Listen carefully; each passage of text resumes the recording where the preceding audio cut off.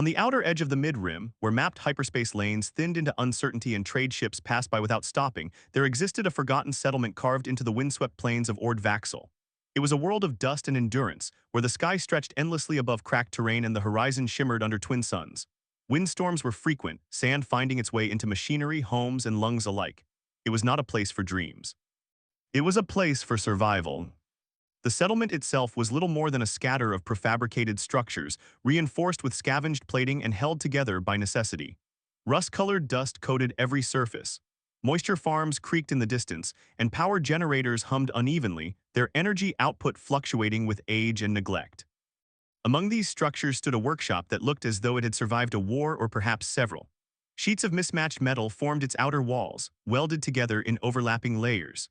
Parts of old starships jutted out like bones beneath skin, and its sliding door rarely closed properly, always leaving a narrow gap where the wind whispered through. This was where Terran Kess lived. To most of the settlement, Terran was simply the mechanic. He repaired broken speeders, patched up aging cargo haulers, and occasionally managed to coax life back into machinery long declared dead.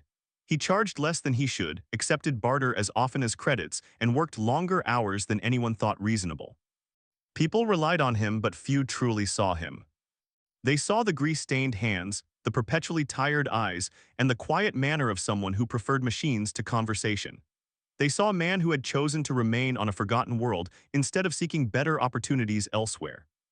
What they did not see was the precision of his mind, or the careful way he approached every piece of machinery as though it were something worth understanding, not just fixing. They certainly did not see what he would become. Inside the workshop, the air smelled of heated metal, lubricant, and ozone. Workbenches were crowded with tools, circuit boards, and half-disassembled components. Suspended racks held spare parts, some identifiable, others so heavily modified they no longer resembled their original purpose. In one corner, a cluster of decommissioned drone cores lay open, their inner circuitry exposed. In another, a damaged repulsor engine rested on blocks, its casing removed, wires spilling outward like veins. And at the center of it all stood Terran. He leaned over a workbench, carefully adjusting the alignment of a micro-actuator, his brow furrowed in concentration. The tool in his hand moved with delicate precision, guided by years of experience and a patience that bordered on obsession. He did not notice the door slide open. He did not hear the faint hum of a repulsor cradle entering the workshop. But he felt the change in the air. "You're ignoring your own safety protocols again." The voice was soft, melodic, and carried an unusual tonal resonance, like two notes spoken at once, slightly out of phase. Terran didn't look up immediately. "I'm not ignoring them," he replied, tightening the actuator with a final twist. "I'm prioritizing efficiency." "That's not what you said last time." "That was different." "You say that every time." Only then did he glance over his shoulder. Lyra hovered just inside the doorway, her support cradle maintaining a steady position above the workshop floor. The device was compact but sophisticated, its repulsors calibrated to keep her stable despite the uneven terrain. A lattice of support frames extended around her, holding her upright without restricting her upper movement. She was small, young by most species standards, and her form carried an avian elegance. Fine, iridescent filaments extended from her arms and shoulders, catching the light with subtle shifts of color. Her eyes were large, luminous, and always moving, absorbing everything around her with an intensity that bordered on hunger. Below her shoulders, however, there was no movement. Her lower body remained still, supported entirely by the cradle. Terran set his tool down and wiped his hands on a cloth. "You came early," he said. "I finished my studies." "That was fast." "You gave me an incomplete data set," Lyra replied, drifting closer. "It was easy to extrapolate." He smiled slightly. "Of course it was." She hovered beside the workbench, her gaze shifting immediately to the components laid out before him. "What is that?" she asked. "Micro-actuator for a stabilizer array." "It's misaligned." Terran raised an eyebrow. "Is it?" "Yes," she said, leaning closer. "You've compensated for thermal expansion, but not for sustained vibration. It will drift out of calibration within 23 hours of continuous use." He paused. Then he picked the actuator up again, examining it more closely. "You're right," he admitted after a moment. Lyra's expression brightened, a subtle but unmistakable shift. "I usually am." He chuckled softly. That you are. There was a comfortable silence between them, filled only by the distant hum of machinery and the faint whistling of wind outside. For Lyra, the workshop was more than a place. It was freedom. Beyond its walls, the world was limiting. The settlement's narrow paths and uneven terrain were navigable, but not welcoming. The constant dust storms made travel difficult, and most activities required physical abilities she no longer possessed. Here, none of that mattered. Here, everything was thought, design, and possibility. Here, she was not defined by what she could not do. Terran had made sure of that. He never spoke to her with pity, never avoided difficult truths, never treated her as fragile or incapable. Instead, he challenged her, questioned her, and trusted her insights in ways others did not. He saw her mind, and in return, she trusted him completely. After a few minutes, Lyra drifted toward a different part of the workshop, toward a wall where a holographic display flickered to life at her approach. With a subtle movement of her hand, she activated it. The projection expanded into the air, forming a three-dimensional track that twisted and curved through virtual space. Markers indicated speed zones, hazard areas, and optimal racing lines. Terran didn't need to look to know what she was watching. The same race again, he asked. It's not the same, she said. I'm analyzing different variables. Which variables? Pilot reaction time, engine output fluctuations, environmental interference, she paused. Mistakes. He glanced over. On the display, two racers sped along the track, their engines trailing streams of simulated energy. One took a turn slightly too wide, losing momentum. Lyra slowed the simulation. See that, she said, he overcompensated. Or he adjusted for turbulence. There was no turbulence in that sector, she replied immediately. The data shows stable conditions.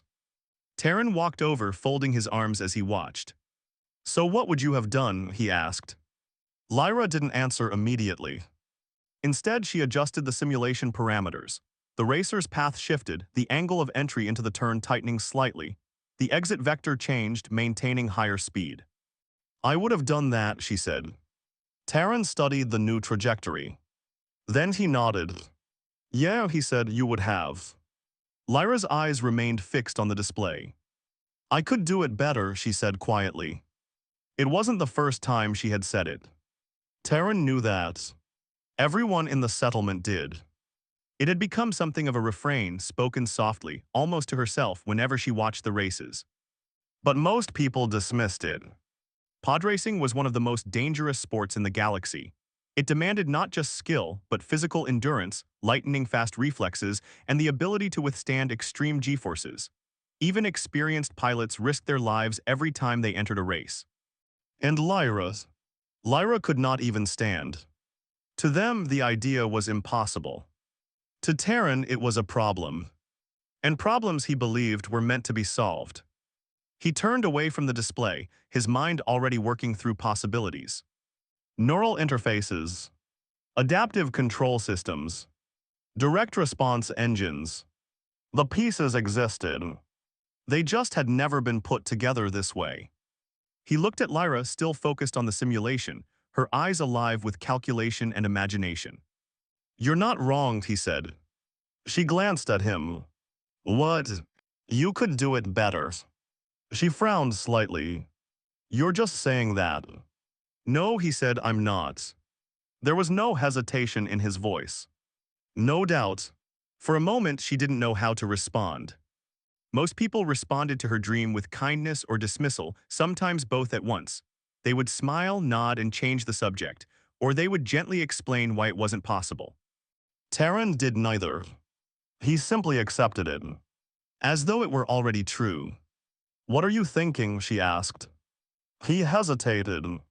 Not because he didn't know, but because once he said it out loud, there would be no going back. I'm thinking, he said slowly, that maybe the problem isn't whether you can race. She tilted her head. Then what is the problem? He met her gaze. Maybe the problem is that the machines aren't built for you. The words hung in the air.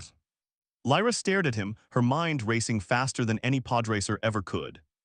What do you mean, she asked. Terran walked back to his workbench, clearing a space among the scattered components. He picked up a small control module, turning it over in his hands. Podracers are designed around physical input, he said. Manual controls, mechanical response times, everything assumes the pilot is operating the machine. Lyra listened, her attention absolute. But what if that assumption is wrong? He continued. What if the pilot doesn't need to operate the machine at all? Her breath caught. You means? He nodded. A direct neural interface, he said. No controls, no delay, thought to motion. Lyra's gaze shifted instinctively to the simulation, then back to him. That's not possible, she said, but there was uncertainty in her voice now. It's not common, Terran replied, but the components exist. Military drones use limited neural links. Some prosthetics respond to nerve signals. Not like that, she said, not for something that fast. Not yet. Silence filled the workshop. The idea was enormous. Dangerous. Impossible. And yet, Lyra felt something stir inside her, something she had almost forgotten. Hope. If it worked, she said slowly. It would, Terran interrupted. She looked at him sharply. You don't know that. No, he admitted, I don't. He set the control module down. But I know you, he said. The simplicity of it made her pause. And if anyone could make it work, he added, it's you. Lyra looked down at her motionless lower body, then back at the holographic racers streaking across the display. For so long, the distance between her and that world had felt infinite. Now, it felt smaller. Not gone, but bridgeable. What would it take, she asked. Terran smiled. A lot of work, he said, and a lot of parts we don't have. Lyra's expression shifted, determination replacing doubt. Then we find them, she said. He nodded. Then we build it. Outside, the wind howled across the plains, carrying dust and sand in endless waves. Inside the workshop, something else had begun. Not just a project, not just a machine, but a possibility. For months, the workshop became something entirely different. What had once been a place of repairs and routine work transformed into a laboratory of experimentation and innovation. The usual jobs still came in: broken speeders, damaged power units, failing engines, but they were pushed aside whenever possible. Because something far more important was taking shape. They worked in secrecy. Not because they feared others, but because explaining the project would invite doubt, interference, and perhaps even prohibition. The settlement's leaders were practical people. They would not support something so unconventional, especially something that could be dangerous. And it would be dangerous. Neural interfaces were not toys. Even in controlled environments, they carried risks, feedback loops, signal overload, cognitive strain. Connecting a living mind directly to a high-speed racing machine magnified those risks exponentially. One mistake could be catastrophic. Terran knew that. Lyra knew it too. But neither of them hesitated. The first challenge was the interface itself. Terran salvaged neural processors from decommissioned military drones, carefully dismantling their control systems and repurposing them for a different kind of connection. These processors were designed to receive input from trained operators, translating thought into command signals. But they were limited. Crude. Lyra needed something more refined. So they rebuilt them. Circuit by circuit, line by line, they redesigned the system. Lyra's understanding of patterns and data allowed her to optimize signal flow in ways Terran hadn't considered. She anticipated bottlenecks, predicted interference points, and adjusted parameters with astonishing accuracy. Terran handled the physical construction, translating her designs into reality. Together, they created something new. Something that had never existed before. The second challenge was the racer itself. Podracers were inherently unstable machines, two massive engines connected by an energy binder, controlled by a small cockpit. They relied on the pilot's constant adjustments to maintain balance and direction. Without manual control, the system had to be perfect. Terran started with a stripped-down frame, lighter than standard models. He modified the engines to respond more precisely to input signals, reducing lag and increasing responsiveness. Every component was adjusted. Every system recalibrated. Nothing was left to chance. Lyra contributed as much as he did, if not more.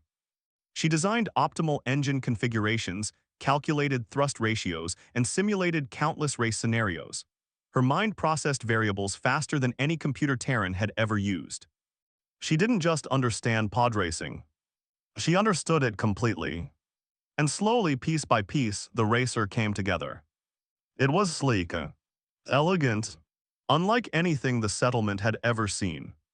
Twin engines curved forward, their surfaces smooth and polished despite their salvaged origins. Energy conduits glowed faintly, pulsing with contained power. The central frame was minimal, just enough to house the core systems and maintain structural integrity. There was no traditional cockpit. No controls. Instead, a cluster of interface nodes extended from the central frame, designed to connect directly to Lyra. When it was finally complete, the workshop fell silent. For a long moment, neither of them spoke. They simply looked at it. It's Lyra began. Different, Terran finished. She nodded. Oh yes, different. And everything. The day they tested it, the sky was clear. The winds had calmed and the planes stretched out in quiet anticipation. Terran positioned the racer just outside the workshop, its engines dormant but ready. Lyra hovered beside it, her cradle steady. Are you sure? He asked. She met his gaze. Oh yes. He took a breath. Then he began connecting the interface. Thin cables extended from the racer, linking to the nodes on Lyra's cradle. Each connection was precise, secure, and carefully calibrated. When the final link was in place, he stepped back. This might feel strange, he said. Lyra gave a small smile. Everything already does. He nodded. Ready. She closed her eyes. Ready. Terran activated the system. For a moment, nothing happened. Then, the engines hummed. Soft at first, then stronger. The cables linking Lyra to the racer began to glow faintly, pulsing in rhythm with the machine. Her body remained still. But her mind was somewhere else. Lyra, Terran said. Her eyes opened slowly. And in them, he saw something he had never seen before. A reflection of speed. I can feel it, she whispered. The racer's engines responded, their pitch rising slightly. It's like, she struggled for words, like it's part of me. Terran watched, barely breathing. Can you control it? He asked. Lyra focused. The racer shifted. Just slightly. But it moved. Without any physical input. Without any delay. Thought to motion. She gasped softly. I'm doing that, she said. Yes, Terran replied, you are. The engines flared, lifting the racer slightly above the ground. Lyra's expression changed, wonder, disbelief, and something deeper. Something she had not felt in a long time. It feels like wings, she said. And in that moment, she wasn't a girl bound to a cradle. She was something else. Something free. For the first time since the accident, she smiled. Not with resignation. Not with acceptance. But with joy. Pure. Unrestrained. Real. The officials laughed. Not quietly, not politely, but openly without restraint. The sound echoed through the registration hall, bouncing off metal walls and dusty transparent steel panels as if the very structure itself found the idea amusing. A handful of mechanics paused mid-conversation, glancing over. Racers leaned against the far wall, their expressions shifting from curiosity to smirking disbelief. At the center of it stood Terran Kess. He didn't laugh. He didn't even react. He simply stood with quiet stillness, a datapad in his hand, his posture steady despite the mockery surrounding him. Across from him, seated behind a cluttered desk, the race official wiped tears of amusement from his eyes. You're serious? The official asked, still chuckling. This isn't a joke. Terran met his gaze evenly. It's not. The official leaned back in his chair, shaking his head. You want to register that? He gestured vaguely toward the doorway for the qualifiers. It's a Podracer, Terran replied. It doesn't have a cockpit. It doesn't need ones. More laughter broke out. One of the racers pushed off from the wall and stepped forward, folding his arms. He was tall, broad-shouldered, his flight suit marked with scorched lines and patches from previous races. Who's the pilot? He asked, though the answer was already obvious. Taryn didn't look at him. Lyra. The racer snorted. The girl, he said's the one in the cradle. A few others joined in, murmuring. She can't even stand. She'll black out before the first turn. If the machine doesn't kill her first. Taryn remained still. She'll finish, he said. The room quieted slightly. Not because they believed him, but because of how certain he sounded. The official leaned forward, tapping the datapad against his desk. You understand what this is, right? He said. This isn't some simulation. This isn't a workshop experiment. This is a real race, real speeds, real danger. I understand. And you're telling me your pilot, he paused, searching for the right word, doesn't physically control the racer at all. That's correct. The official frowned. That violates standard protocol. Ordvaxel doesn't enforce standard protocol, Taryn replied calmly. That was true. Ordvaxel was too far removed from central oversight for strict regulations to be consistently applied. The races held here were flexible. Local organizers made decisions based on practicality rather than tradition. And practicality, more often than not, was influenced by profit. The official tapped the datapad again, slower this time. A neural-linked racer, he muttered, no manual controls. He glanced toward the doorway again. Toward Lyra. She hovered just outside the room, her support cradle maintaining a steady position. She hadn't entered, not yet. She could hear everything clearly from where she was, every word, every laugh, every doubt. Her hands rested lightly on the frame of her cradle. Still, but inside her thoughts moved fast. Faster than they ever had. She had expected this. Dismissal. Ridicule. It wasn't new. But hearing it now here at the threshold of something real felt different. It felt heavier. The racer behind her gleamed under the harsh light of the corridor, its twin engines silent but full of potential. It didn't look like the others. It didn't resemble anything they had seen before. It wasn't meant to. It wasn't built for them. It was built for her. Inside the room, the official sighed. This is a risk, he said, if something goes wrong. It won't, Taryn said. You don't know that. No, he admitted, but I trust her. There was a pause. The official studied him carefully, weighing something unspoken. Then slowly, a different kind of expression formed. Not belief. Not approval. Opportunity. A neural-linked pilot, he said almost to himself, a paralyzed racer. He leaned back again, tapping the datapad against his palm. That'll draw a crowd. One of the other officials chuckled. You're going to let them race, someone asked. The official shrugged. Why not, he said. Worst case, they drop out early. Best case, he smiled slightly. We get a show. He looked back at Terrans. Fine, he said, you're in. The words settled into the air. Final. Irreversible. But the official added, raising a finger, you sign a full liability waiver. If your pilot gets hurt, that's on you. Terran didn't hesitate. Understood. The datapad slid across the desk. He signed. And just like that, the impossible became official.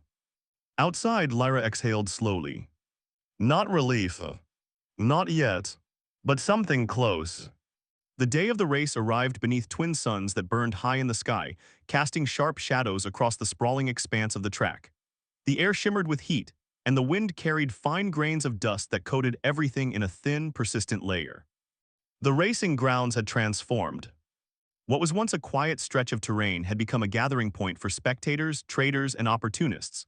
Makeshift stands had been erected along the safer portions of the track, filled with onlookers eager for excitement. Word had spread quickly. Not about the race itself, but about her. A paralyzed pilot. A machine controlled by thought. Some came out of curiosity. Others came out of skepticism. Many came simply to see the moment it all went wrong. They gathered in clusters, talking, speculating, waiting. She won't make it past the first turn. The neural link will overload. It's reckless, they shouldn't allow this. It's entertainment. Near the starting line, the racers prepared. Engines were tested, calibrations adjusted, last-minute checks performed. Mechanics moved quickly, making final tweaks while pilots reviewed track data and strategies. The atmosphere was tense, focused, except perhaps for the occasional glance toward one particular racer. Lyra's machine stood apart from the others. Sleek, unfamiliar, silent. There was no cockpit, no control yokes, no visible interface. Only the twin engines and the central frame, connected to Lyra's cradle by a network of thin, glowing filaments. She lay within the cradle, secured but not restrained, her body still as always. To those watching, she looked fragile, vulnerable, out of place. But inside the system, everything was different. The moment the connection activated, the world changed. The physical space around her faded, not completely, but enough that it no longer defined her. Instead, she felt the racer. Every system, every circuit, every pulse of energy flowing through it. It wasn't separate. It wasn't external. It was an extension of her. No, more than that. It was her. The engines hummed softly, responding to her awareness. She could feel their potential, their readiness, the precise balance between power and control. She didn't need to move. She didn't need to reach. Everything she needed was already within her grasp.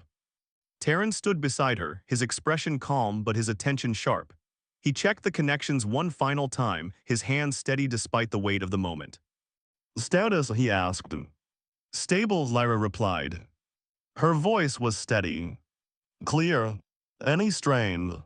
"No." He nodded. "Remember," he said quietly, "don't push too hard at the start. Let the system adjust." "I know. And if anything feels wrong, I'll disengage." Their eyes met. There was trust there. Unshaken. "Good," he said. A signal horn sounded in the distance. The crowd's murmur grew louder. It was time. The racers moved into position, their machines hovering above the starting line. Engines roared to life, the sound building into a deafening chorus of power and anticipation. Lyra's racer remained quieter. Controlled. Focused. But no less ready. She aligned herself with the others, her awareness extending across the track ahead. She didn't just see it. She felt it. The subtle shifts in terrain. The variations in surface density. The air currents. The potential paths. Everything was data. Everything was possibility. The starting signal hovered above them, glowing bright against the sky. A countdown begins. 3. The engines surged. 2. The tension tightened. 1. The signal flashed. And the race began. The explosion of motion was immediate. Engines screamed as racers launched forward, tearing across the ground in a storm of dust and sound. The force of their acceleration kicked up waves of debris, obscuring visibility and shaking the very air. Lyra moved. Not with delay. Not with hesitation. But with intent. Her racer surged forward, smooth and precise, its acceleration perfectly calibrated. There was no jolt, no overcorrection, no wasted motion. She didn't react. She acted. The other racers pulled ahead at first, their raw power giving them an initial advantage.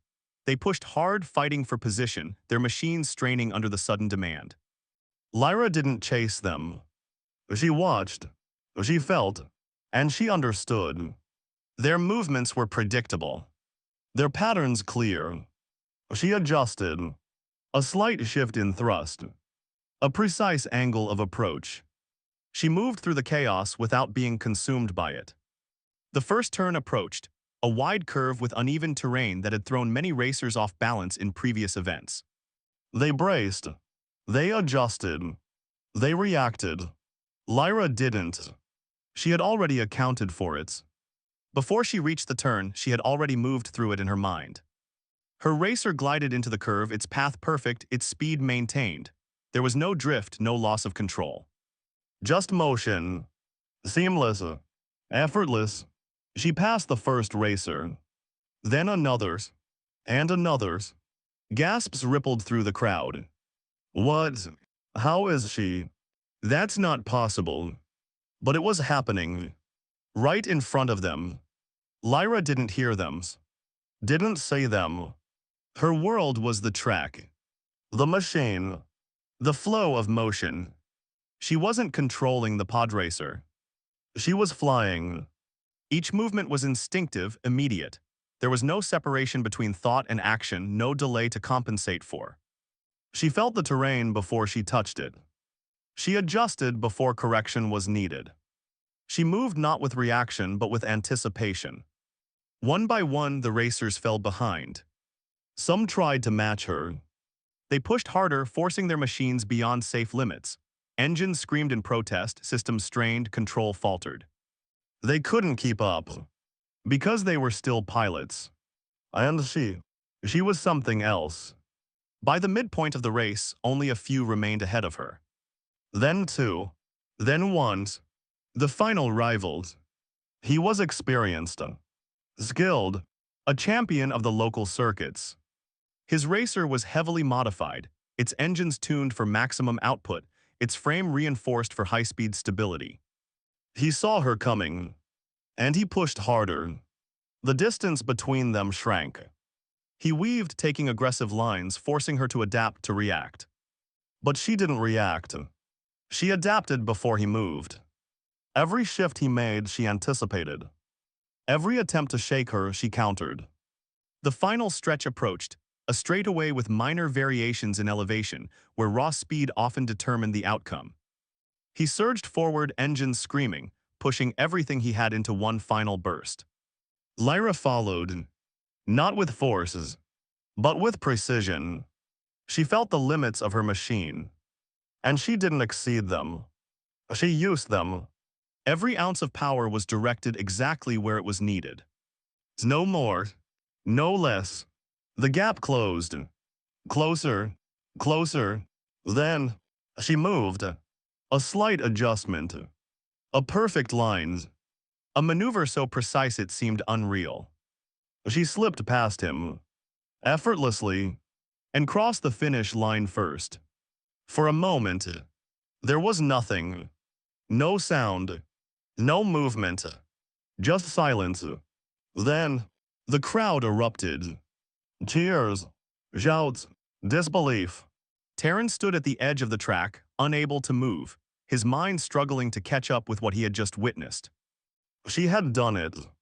She had actually done it. Lyra's racer slowed, its engines easing as she disengaged from the system. The connection faded, the world returning to its physical form. Her cradle steadied. Her body remained still. But her face was alive with something he had never seen before. She looked at him, her voice soft, filled with wonder. She said, I flew. And for a moment, that was all that mattered. But above them, a shadow passed. The light shifted, and a new sound entered the air. Low, powerful, unmistakable. A ship descended from the sky, its sleek form cutting through the atmosphere with controlled precision. It wasn't a racing vessel. It wasn't local. It was something else entirely. The crowd's cheers faltered, replaced by murmurs of uncertainty. The ship lowered toward the outskirts of the track, its presence commanding attention. Terran felt it immediately. The shift, the change. Something had just arrived. And whatever it was, it had come for them. Everything was about to change. The ship descended like a verdict. It cut through the sky above Ord Vaxel with silent authority, its polished hull reflecting the harsh light of the twin suns. Unlike the rugged cargo vessels and patched-up transports that occasionally visited the settlement, this craft was pristine, every line deliberate, every surface immaculate. It did not belong here. The roar of celebration faded as people began to notice it. Conversations faltered, cheers died mid-breath, and the chaotic energy of the racetrack gave way to an uneasy stillness. The vessel hovered for a moment, its presence casting a long, shifting shadow across the ground. Then slowly it lowered. Dust spiraled outward beneath it, carried by controlled bursts of repulsor force. The engines emitted a low, steady hum, powerful, contained, precise. This was not a racing machine. This was something built for authority. On its side, gleaming even through the dust, was a symbol few on Ord Vaxel had ever seen in person, but many recognized. The insignia of the Galactic Concordance.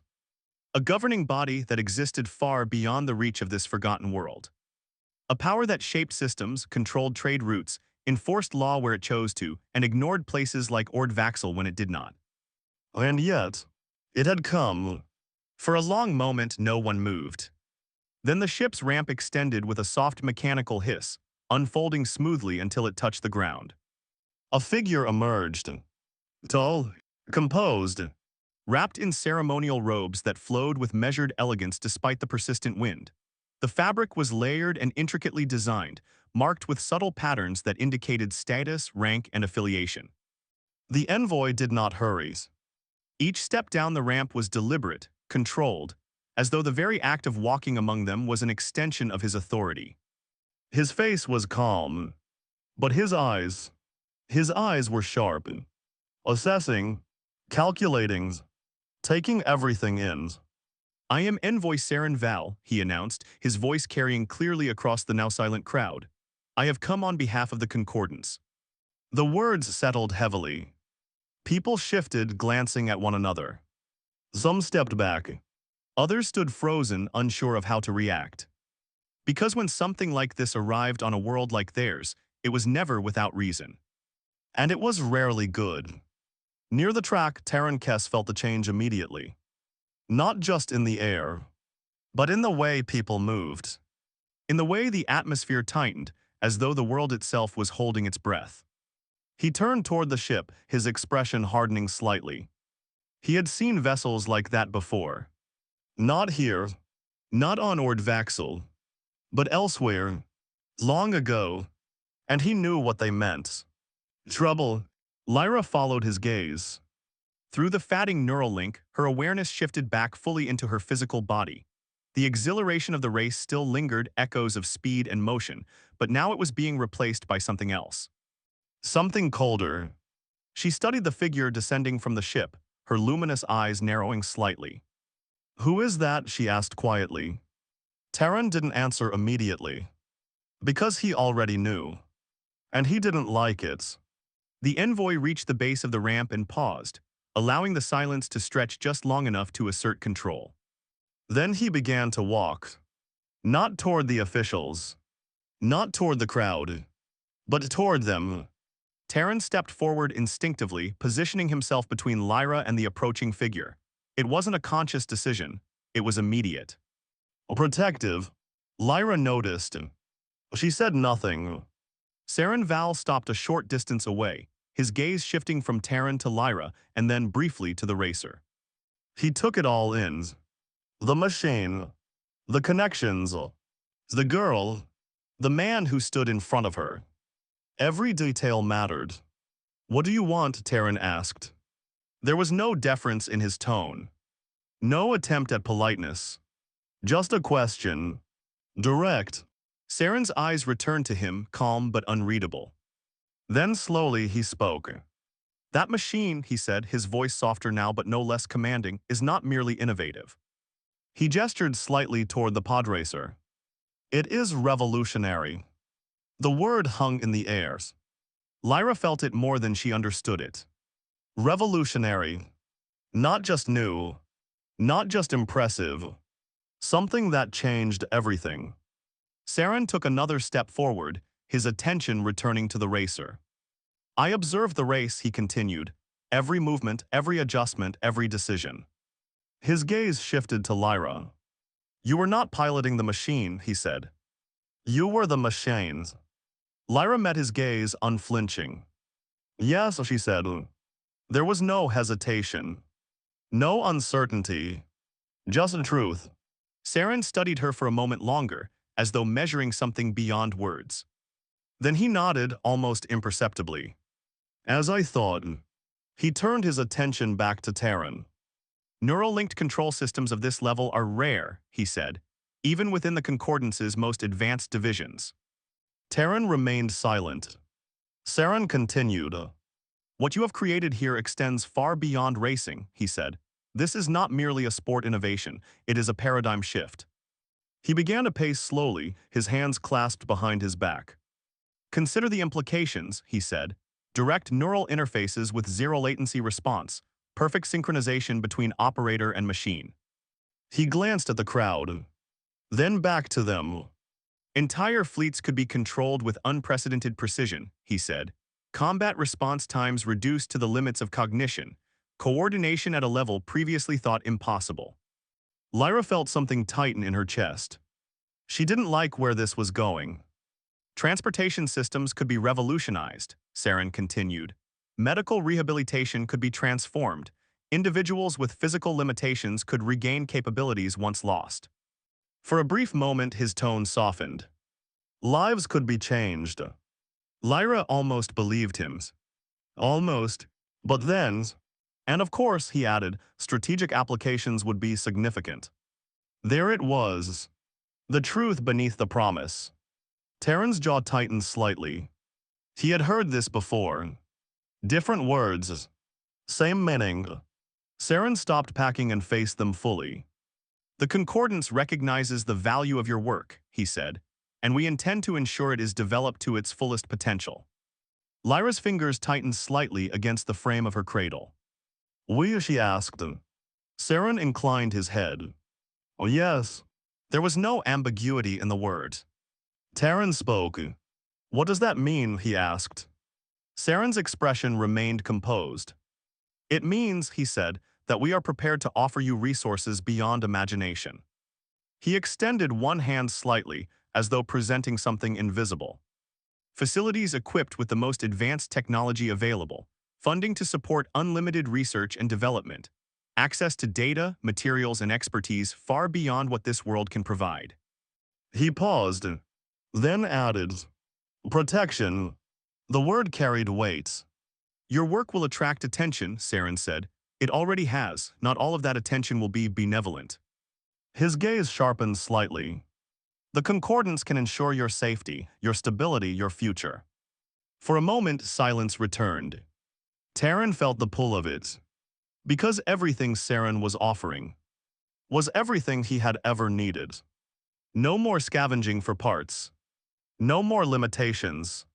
No more working within constraints that forced compromise. He could build anything. Improve everything.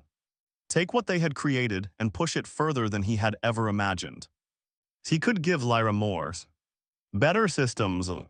Safer connections. A future without risk. For a brief moment, the possibility was overwhelming. And Saren saw it. Of course he did. That was the point. But then, Saren spoke again. And everything changed. In return, he said, his tone almost casual now, the technology will become the property of the Concordance. The words were simple. Clear. Final. All further development will be conducted under our jurisdiction, he continued. Your work will be integrated into our systems, refined, and distributed where necessary. Terran's expression shifted. Slightly, but enough. Saren continued as though nothing had changed. You will, of course, retain positions within the program, he said. Your contributions will be recognized, your expertise valued. Recognized. Valued. But not owned. Lyra understood immediately. More quickly than Terran's. Because she wasn't thinking about resources. Or facilities. Or funding. She was thinking about control. They didn't want to help. They wanted to take. She looked at the racer. At the cables. At the system that had given her something she thought she had lost forever. Freedom. And she saw what it would become. Weaponized. Controlled. Restricted. Used. Not for people like her. But for power. Terran turned his head slightly, glancing back at her. He didn't say anything. He didn't need to. The question was there. Unspoken. But clear. Lyra met his gaze. For a moment, neither of them spoke. The noise of the crowd faded into the background. The presence of the Envoy receded. There was only this. This decision. This moment. Everything they had built. Everything they had worked for. What it meant. What it could become. And what it should be. Lyra looked back at Saren. Her expression was calm. But her voice was steady. I built this to fly, she said. The words carried. Clear, unshaken, not to fight wars. The silence that followed was different. Heavier, sharper. Saren's expression changed. Not dramatically, but enough. The softness in his gaze disappeared, replaced by something colder. More precise. You misunderstand, he said. The warmth was gone from his tone. This is not a request. The air shifted. Around them, the people of Ordvaxel felt it. They knew this failing. Even if they had never encountered the concordance directly, they understood power when they saw it. And this was power. Unquestionable. Unyielding. Some stepped back. Others looked away. Because when power spoke like that, it was dangerous to stand too close. Terran felt it too. The pressure, the implication, the unspoken threat. He had built something extraordinary. Something pure. Something that had given Lyra a chance to live beyond her limitations. And now, it was being claimed. Not by force. Not yet. But by inevitabilities. By the assumption that they had no choice. His hands curled slightly into fists. He had lived his life working within limits. Accepting what he could not change. Making the best of what he had. But this was different. This wasn't about survival. This was about meaning. About what their work represented. He looked at Lyra. At the quiet strength in her expression. At the certainty in her eyes. And he understood. This wasn't just his decision. It was theirs. And she had already chosen. He turned back to Saren. And he spoke. No, he said. Just one word. No explanation. No justification. Just refusal. But it carried.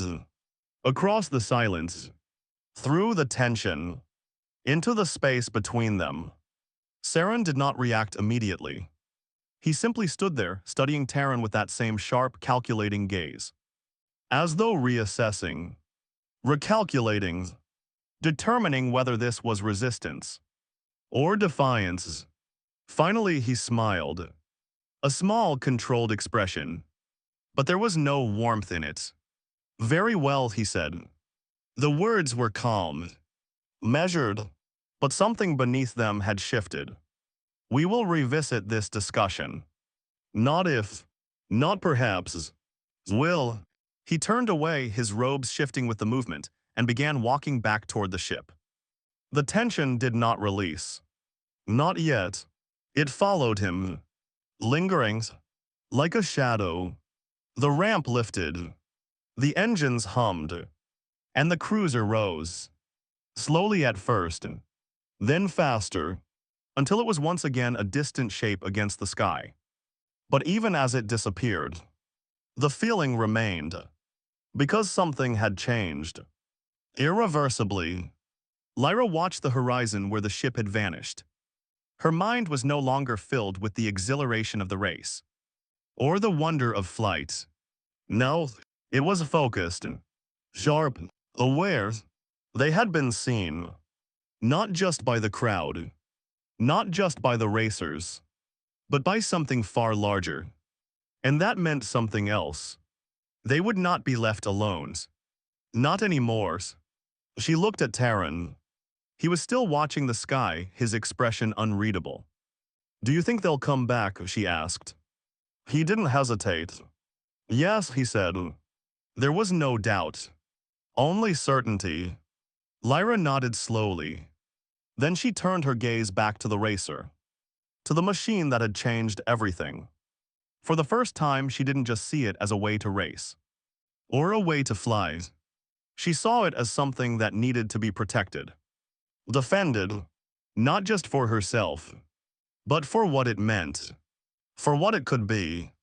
And what it should never become. Her expression hardened not with fear. But with resolve. For the first time, she wasn't just dreaming of racing. She was preparing for something else. Something bigger. Because somewhere beyond the stars, beyond the reach of Ordvaxel's dusty plains. Forces had taken notice, and they were not the kind that accepted refusal. The race was no longer just on the track. It had only just begun.